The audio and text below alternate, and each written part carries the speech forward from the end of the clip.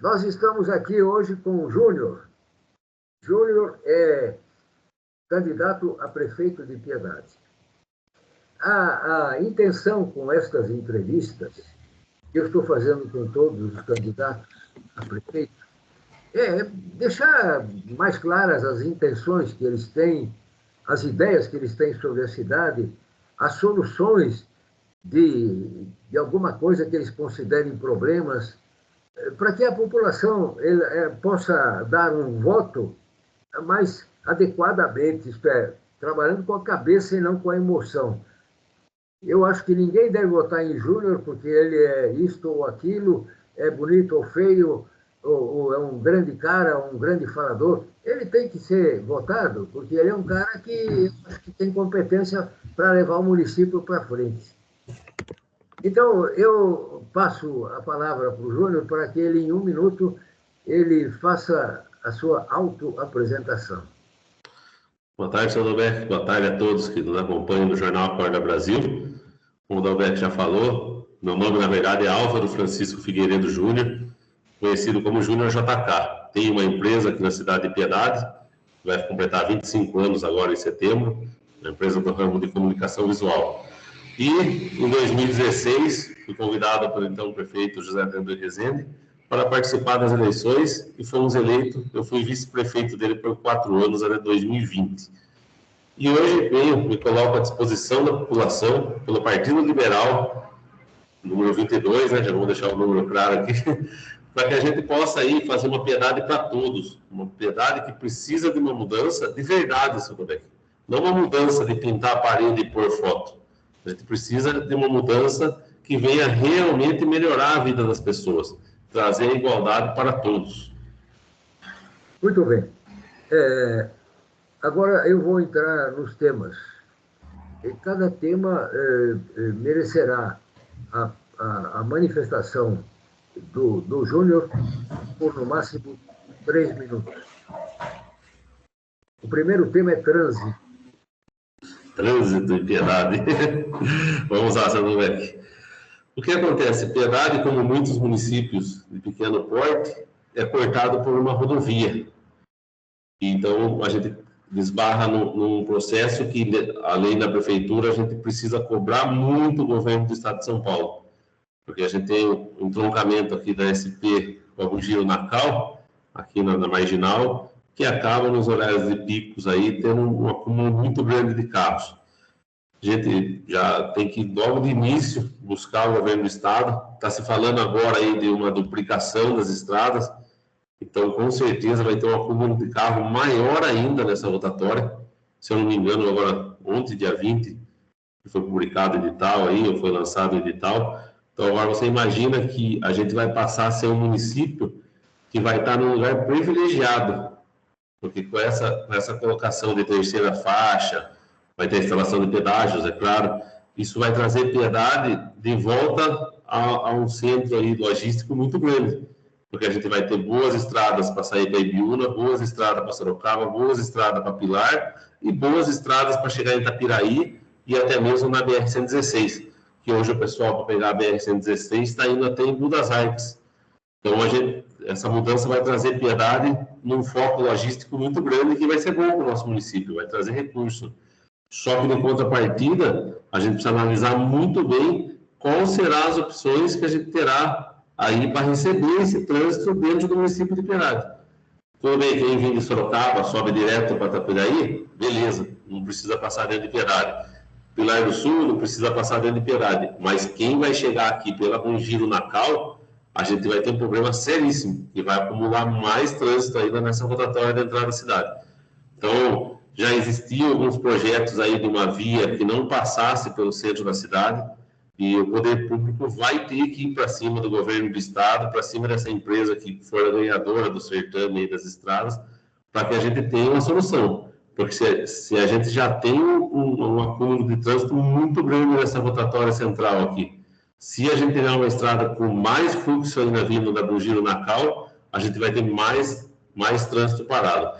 Então, precisa o poder municipal cobrar muito o estado e cobrar muito essa empresa que for a ganhadora para que tenha uma solução para isso urgente, porque hoje já está um caos, com o grande fluxo que eu acredito que vai ter, e com essa passagem de Piedade, ter essa logística aí privilegiada, a gente vai ter mais trânsito ainda. Fora o trânsito das rodovias, a gente tem o centro da cidade, que também é um centro condensado, então tem muito fluxo de carro, que já começa se enroscando nessa rotatória que recebe os carros da Bom Giro. Então a gente precisa criar opções aí de alguns bolsões para que a gente possa colocar esses carros aí estacionados para as pessoas poderem estar indo até o centro e ter a opção de parar, né? Porque hoje o centro não tem vaga. O centro, desde aqui que você entrar aqui na rotatória, e praticamente hoje já quase até a rodoviária, que está tudo com comércio, todos os lugares tem muito carro. Então o poder público tem que desenvolver aí opções aí de evoluções para que as pessoas possam parar esses carros aí e fazer suas compras no centro. Certo. Os próximos temas são sobre meio ambiente, são 2 temas. O primeiro deles tem relação direta com o que aconteceu em Piedade faz muitos anos, no governo Vicentina. Houve uma estiagem muito grande, a chuva foi embora e a cidade ficou quase sem água, a ponto de a pobre Vicentina ter que lançar mão de lacração de bombas de lavradores. Foi uma medida drástica, mas para preservar a água para a população. Mas, de outro lado, ela condenava a economia da cidade, porque lavrador sem água joga tudo fora. Eu gostaria de ver a sua posição em relação da perspectiva que a cidade tem em relação a esse assunto de meio ambiente. Isto é, a cidade não teve outras situações piores do que essa. Muitos anos atrás nós tivemos um tornado aí, mas a gente até esqueceu. Mas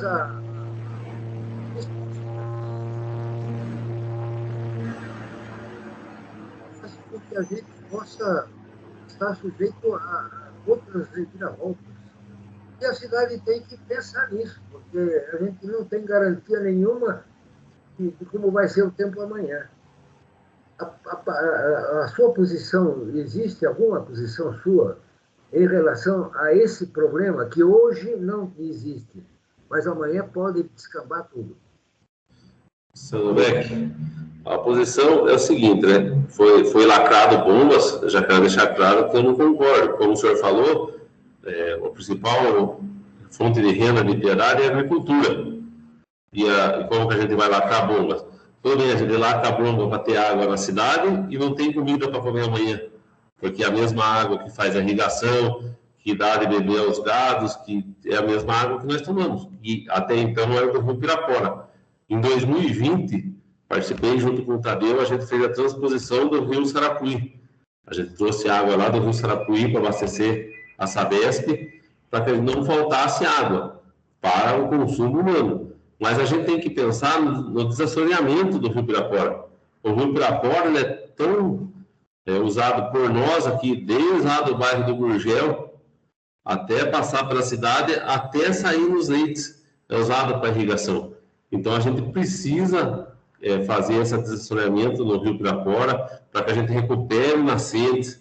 A gente precisa apoiar o agricultor a fazer bacias de contenção, a fazer tanques, para que o agricultor não fique à mercê e ter que tirar a água direto no leito do rio, para que ele possa ter um reservatório para tirar essa água.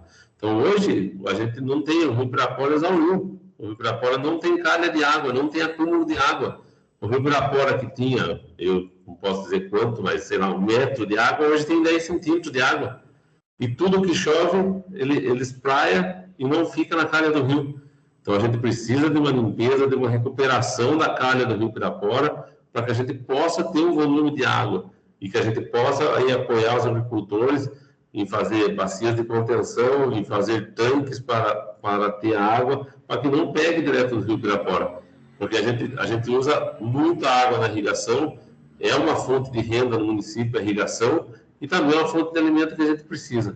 Então, precisa do poder público estar aí ajudando, estar aí limpando o Rio Pirapora, para que a gente possa voltar a ter o Rio Pirapora vivo de novo com água. Certo. A gente ouve falar, eu enfatizo isso, ouve falar, de que essa administração está com problemas financeiros. A gente só ouve falar, a gente não tem certeza nenhuma. Agora, alguém que quiser efetivamente saber da situação ficará muito atrapalhado, porque se consultar o site da prefeitura, no portal de transparência, ela encontra uma porção de balancetes, uma porção de relatórios financeiros, relações de despesas, enfim. Mas nada disso leva a entender que a situação daqui a um mês, ou dois, ou amanhã, vai ficar difícil. E essa perspectiva, ela precisa estar disponível para a população. Eu acho que não é ruim que a população saiba que daqui a 2 meses a prefeitura não vai poder pagar funcionário, por exemplo, porque todos irão atrás de uma solução. Agora, o pior é a gente ficar sem saber nada e sem poder saber. Eu queria ver a tua posição em relação a isso. Eu acho que o cidadão comum tem que abrir a página de transparência e perceber, não, durante este ano, até o fim do ano, está tudo jóia, não vai ter problema nenhum.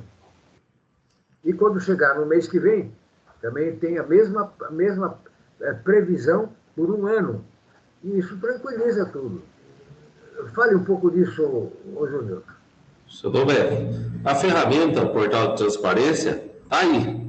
É obrigatório por lei a você ter uma transparência aí total nos dados da prefeitura. A gente tem notado, não é tão fácil de ver, uma pessoa que não conhece um pouco ali, porque falar de empenho, falar de liquidado, mas teria que estar lançado. Quando você começa um ano na prefeitura, você tem que lançar tudo que você vai usar. Então, você lança folha de pagamento, coleta de lixo.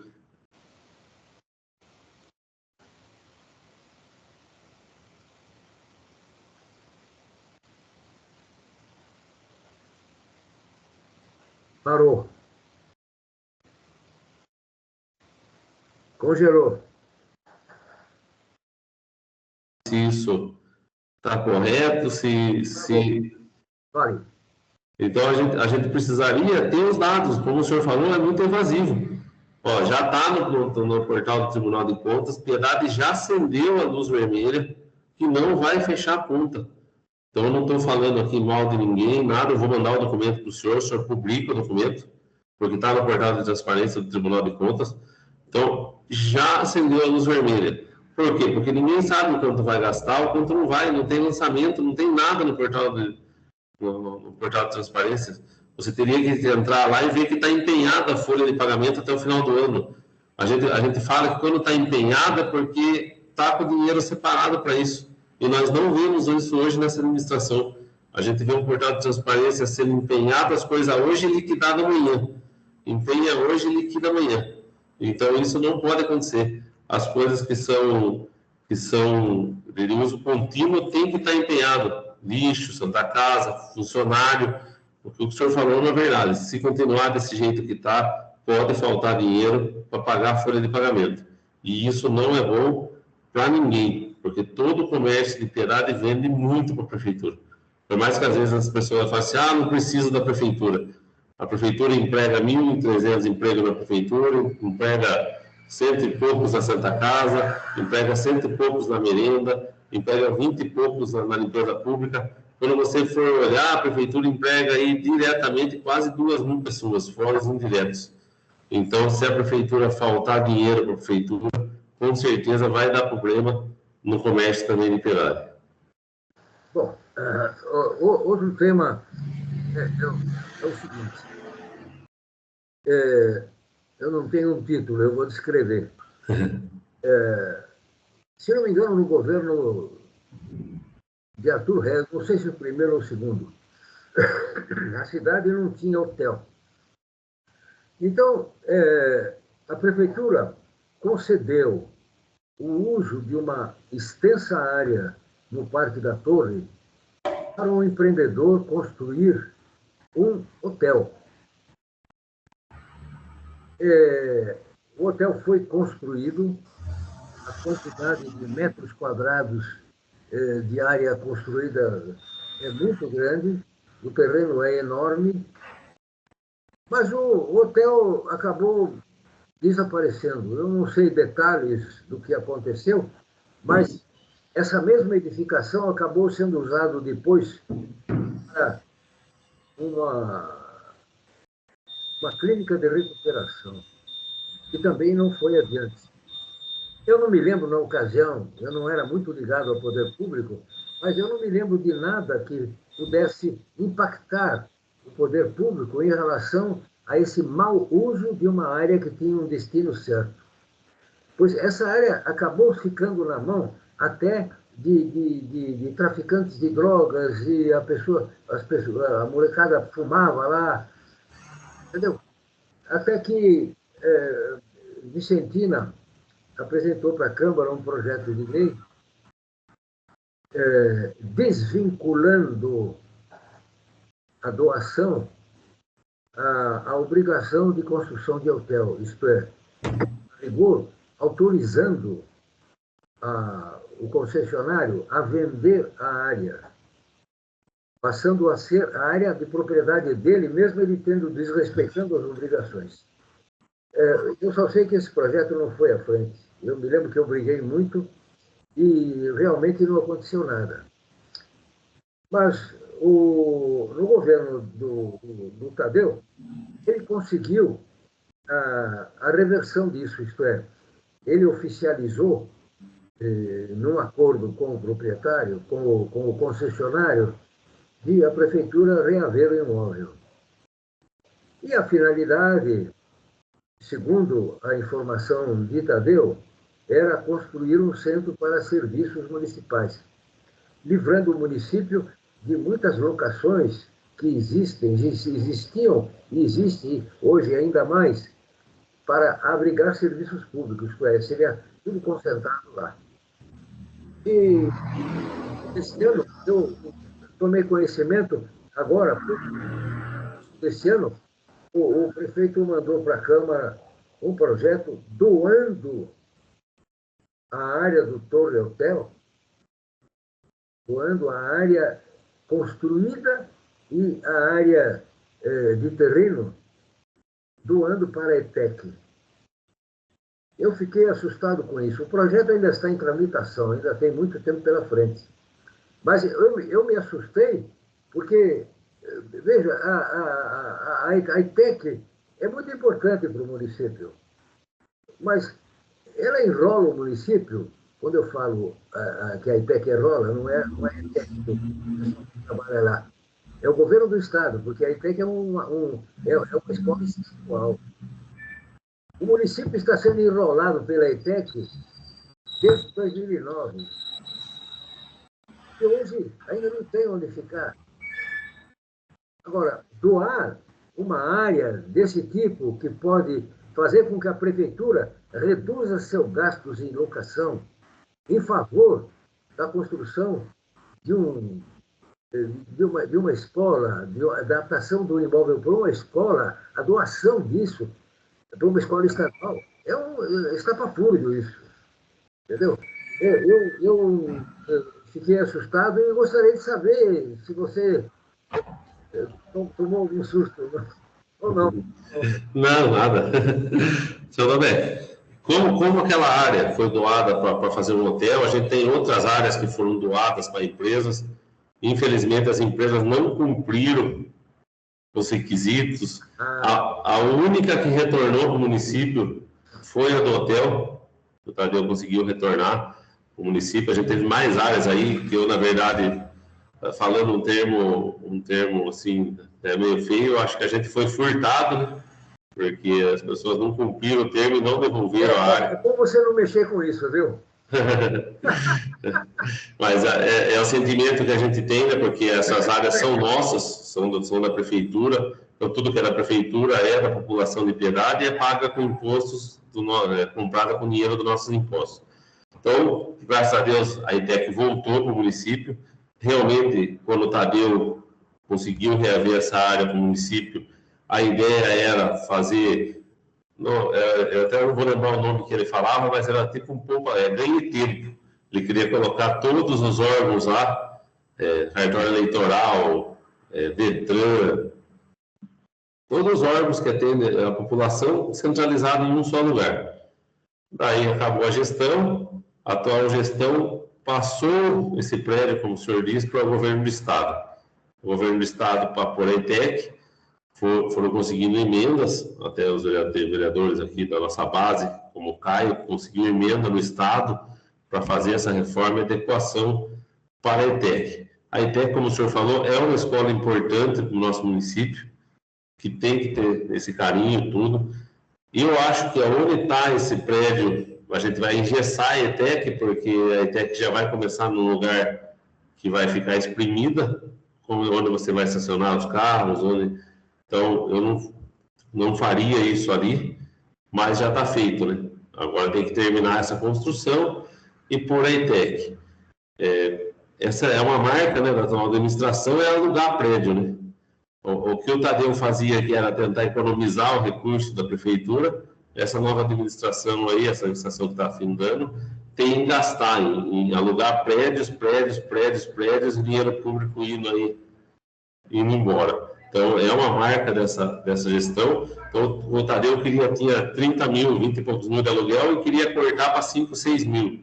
A atual administração hoje não, subiu para mais de 100 mil reais aí os aluguéis aí. Então, é muito difícil de entender qual é a logística dessa administração em jogar o dinheiro nosso no lixo, né? Porque todo aluguel é um dinheiro jogado fora. Ele pode ocorrer por um tempo, porque muitas das vezes você tem que implantar o equipamento, mas aqui se perpetua e o dinheiro vai se jogando fora. Hoje, eu nem sei se já não foi aprovado, não estou por dentro, o senhor falou que ainda tramita, mas eu acho que já foi aprovada a doação para o Estado, porque senão não poderia estar pondo obra lá. Então, eu acredito que já foi aprovado, porque para o Estado mandar dinheiro, aquilo já tem que estar em nome do Estado. Então, eu acredito que já foi doado para o Estado. Eu acho que não. Enfim, a não ser que o site da Câmara esteja completamente errado, porque o projeto está em tramitação. Então talvez mais uma coisa aí errada, porque na realidade o Estado não coloca o dinheiro se não for doado para ele. Deve ter dado mais uma pedalada no sistema aí. Capítulo. Mas, infelizmente, está feito. Com certeza é uma instalação muito melhor do que a ETEC tem hoje. Hoje a ETEC está dentro do CEABASP, né, do CEAzinho, assim que o pessoal fala. Então, realmente, tirar a ETEC de lá tem que tirar mesmo. Então, hoje vamos ter que terminar esse prédio aí e entregar para a ETEC. Muito bem. Outra coisa. A sua posição em relação à pedreira no Piraporinha. Tudo bem, já deixar bem claro que eu sou contra. Eu já dei uma entrevista para o senhor na época da pedreira. Então, eu sou contra a pedreira, ou, na verdade, eu sou contra tudo que vá denegrir o meio ambiente ou vá atrapalhar a nossa agricultura. Nós não podemos ser a favor aí de uma pedreira se ela vai atrapalhar o nosso Rio Pirapora. A primeira pergunta que o senhor fez no meio ambiente, já falamos do Rio Pirapora. Então, se a pedreira venha prejudicar o Rio Pirapora, a gente tem que ser contra, tem que batalhar e ser contra. Se a pedreira vem para atrapalhar os agricultores daquela região, a gente tem que ser contra. No meu ponto de vista, é muito difícil sair essa pedreira. O pessoal está muito tempo lidando, eles não têm nem uso e ocupação de solo, muito menos uma autorização aí da CETESB, dos órgãos responsáveis, para que eles possam explorar a pedra. Eu acho que eles vêm há anos aí, talvez querendo somente os dinheiros que eles vão ganhar nos processos. Entendeu? Porque a prefeitura não tem corpo técnico, não tem câmara técnica para poder decidir sobre isso.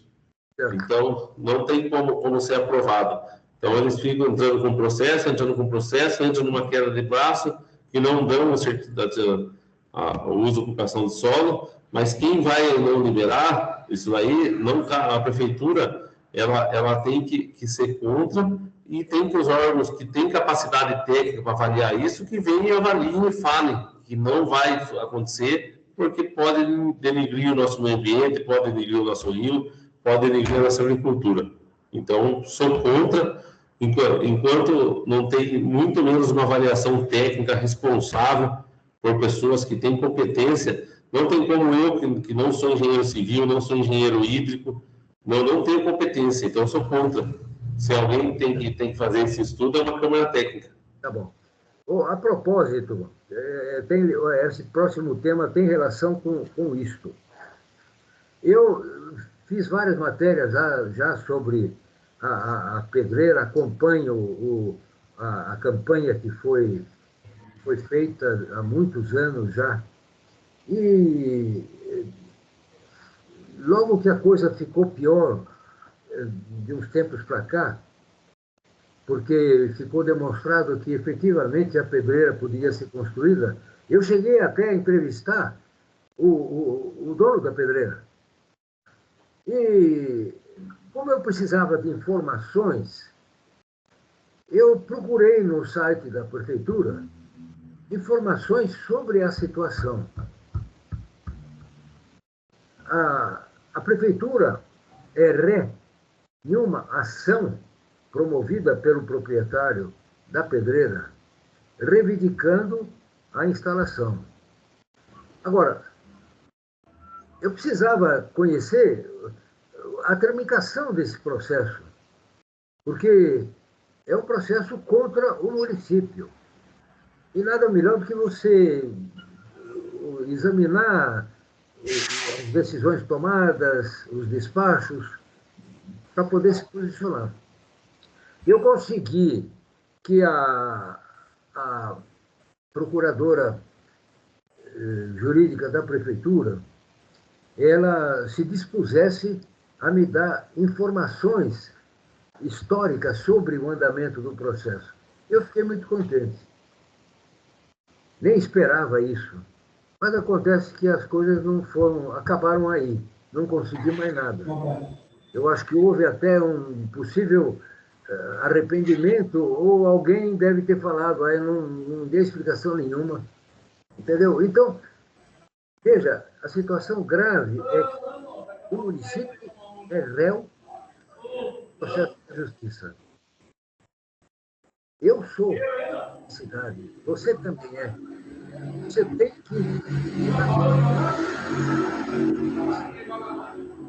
que ficar, nem que a coisa seja ruim, como parece que está sendo, porque a prefeitura está sendo vítima de multas e mais multas, pelo que dizem, mas a gente não fica sabendo de nada.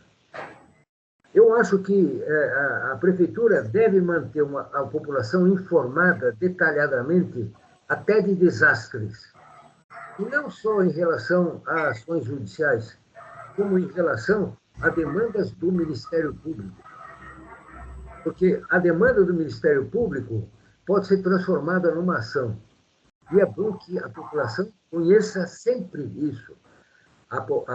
O município é da população, não é nem da prefeitura, nem da Câmara. Dá para você se colocar diante disso? Dá, sim, senhor Domek, quando o senhor fez os vídeos, até eu também gravei o vídeo falando que eu era contra, eu também assisti o vídeo do dono da pedreira, que o senhor fez a entrevista com ele. É lógico que para ele é fácil falar que não vai estragar, não vai poluir, ele é beneficiado. Então, eu acho que, como eu falei anteriormente, a prefeitura, e eu estou sabendo desses processos, eu não sei na íntegra também, porque não tenho acesso, eu escuto aqui, escuto ali, alguém fala isso, alguém fala aquilo, e a gente vai tentando montar. Pelo que eu entendo, a prefeitura já foi condenada, né? Não tem recurso, para poder dar o uso de certidão de solo. Cada dia toma multa, pelo que eu sei também, não tem prova, indiferentemente da outra coisa que eu falei, isso a gente escuta. Só que eu acho que precisa de um pulso firme aí do poder municipal, porque também não é bater o pé e falar que não vai dar a certidão e ficar tomando multa, porque nós vamos pagar essa multa. Se você der uma certidão de uso e ocupação de solo, você não está dando uma autorização da pedreira funcionar. Você está dizendo do uso e ocupação de solo da época que o cara pediu a certidão, que eu não vou saber ainda qual governo foi, mas eu tenho a impressão que foi lá no governo Jeremias que começou isso aí, se eu não me engano, no final do governo de Jeremias. Daí entrou o governo da Vicentina, daí passou pelo governo do Tadeu e agora está no atual governo. Na época, o Tadeu deu a seguinte certidão, falando assim, a prefeitura não tem capacidade técnica para fazer essa análise. A prefeitura não tem corpo técnico para isso. Então, ele tem que acionar as esferas, aí, CETESB, não sei que mais órgão do governo, que tenham essa capacidade, porque a prefeitura não tem. Mas a prefeitura não vai ganhar uma guerra dizendo que não vai dar certidão. Se realmente for verdade que já perdemos esse processo, a prefeitura já deve estar aí liberando 30, 40 milhões ou mais que vai ter que pagar para essa empresa. Então, precisa pôr a cabeça no lugar, chamar os órgãos competentes e tentar frear isso aí de alguma forma. Não é só bater no pé e falando que sou contra. Precisa ter estudo, precisa realmente bater. A empresa apresentou estudo de impacto? Não sei. A empresa fez as devidas consultas nos órgãos aí da CETESB? Ninguém sabe.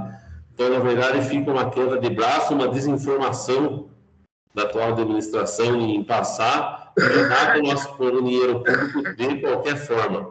As pessoas precisam trabalhar e precisam ver o que precisa ser feito. Não é ficar fazendo circo aí, rasgando o nosso dinheiro à torta e direito. Muito bem. O nosso tempo já teoricamente já esgotou. Enfim, eu tenho mais 2 assuntos que eu gostaria que você fosse breve. O primeiro é o seguinte,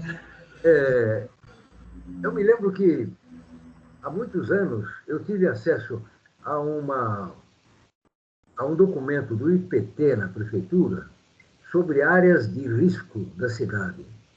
Em especial, a minha preocupação era o Sacilão, antigamente chamado Sacilão, que era as casas penduradas lá com grandes riscos e uma enorme pedra que podia rolar a qualquer momento. Agora, o assunto lá parece que ficou minimizado. Eu não sei se ainda estava ali como área de risco, mas nós temos outras situações na cidade que são áreas de risco. E isso preocupa muito. A prefeitura precisa encarar essas situações energicamente para prevenir desastres. Qual é o seu posicionamento em relação a isso? Curto, para não atrapalhar demais o nosso... Seu Domenech, lá no Sacilão, se eu não me engano, essa pedra foi a gestão do Tadeu, ela foi cortada lá, demolida um pedaço dela para que não houvesse o perigo de rolar. O bairro hoje já, as águas já estão encanadas, tudo, então você começa a ter um solo mais estável. Agora, como que você quer lidar com isso se você autoriza alguém a construir em cima do rio sem projeto? Não, então, você dá prejuízo para um comerciante porque você fala para a pessoa que você pode construir ali que não vai ter problema. Depois, quando vem os órgãos, como eu já falei, no caso da pedreira, a gente tem os outros órgãos de fiscalização do Estado. Quando vem um órgão do Estado e fiscaliza, você vai saber que o prefeito mandou construir ali que não ia ter problema. Então, a gente precisa evitar o problema antes que ele seja feito. Então, tem as áreas de risco, a gente precisa ir lá e fazer a fiscalização, acompanhar as obras, a prefeitura ter projeto das obras, ter esse acompanhamento de perto para não causar prejuízo. Porque quando você deixa uma pessoa construir numa área de risco, você vai causar prejuízo para a pessoa, como causou para esse tal comerciante. A pessoa constrói, quando você vai lá e quer que a pessoa derruba a casa, a pessoa trabalha duro para poder poder conquistar o seu espaço. E você não acompanha, não dá aí uma base para ela, não dá o que ela precisa fazer correto, e depois você vai lá e vai pedir para a pessoa derrubar, vai falar que a pessoa construiu irregular. Então, na verdade, o poder público tem que andar mais perto da população. Está aí amparando a população, está aí amparando para que venham novos investidores, que façam áreas mais em conta, porque hoje terrenos em piedade é um absurdo de caro. Então, o poder público está andando muito distante das pessoas para depois cobrar para que ela faça alguma coisa, para depois dar prejuízo para as pessoas. Muito bem. O último tema, por favor, seja breve.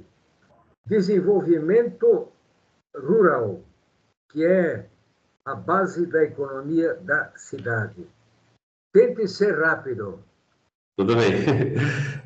O senhor falou rural, eu vou citar, toda vez o pessoal bate que vai trazer indústria, vai gerar emprego, vai trazer indústria.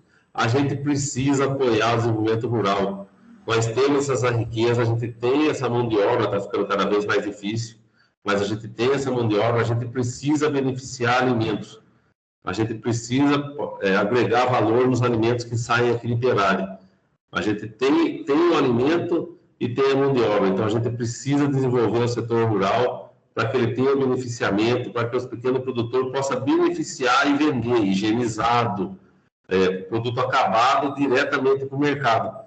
Porque hoje a gente vende o produto direto, tem pessoas aqui que vendem até diretamente para mercados, mas pega o alface inteiro. O que agrega valor é a gente higienizar esse produto, a gente cortar esse produto, pôr na bandeja e entregar. Com a correria que as pessoas estão hoje, ela paga mais para ter menos trabalho. E a gente tem tudo isso aqui, precisamos incentivar muito isso. Júnior, você tem 2 minutos para as suas considerações finais. Seu Domé, obrigado novamente. Quero agradecer a todos que vão assistir essa entrevista depois. Falar que eu estou à disposição, que eu já estive com o Tadeu, que é um grande administrador de Perália, e que eu peço o apoio, peço mesmo que acredite que a gente pode fazer melhor e fazer para todos. A gente vai estar pondo à disposição o nosso plano de governo em mais alguns dias, aí bem próximo mesmo, acredito aí que uma semana aí o nosso plano de governo vai estar no ar, onde vem trazendo soluções, porque trazer sonhos não adianta mais, as pessoas não acreditam em promessa. Então, a gente vem trazer soluções para que possa mudar e tratar todos os caminhos da igualdade. Então, peço o voto de você que está assistindo, sou Júnior JK, número 22 do Partido Liberal, e estou à disposição, estou nas redes sociais, estou nas ruas, estou à disposição para a gente conversar e dialogar. Vocês viram a entrevista e viram que todos os assuntos eu estou sabendo, eu estou acompanhando de perto, e é isso que a gente precisa, de uma pessoa preparada para administrar a nossa cidade. Muito obrigado, seu Domé. Estou sempre à disposição em todos os assuntos. Sempre que o senhor chamar, estarei aqui para poder dar informações, para poder colocar o meu posicionamento, para que todos possam saber. Muito obrigado a todos que nos assistiram aí nessa tarde. Mais uma vez, obrigado pela sua participação e eu desejo a você uma boa campanha. Obrigado. E aqueles que nos estão assistindo, eu também agradeço a atenção. Obrigado, seu Domé. Fique com Deus.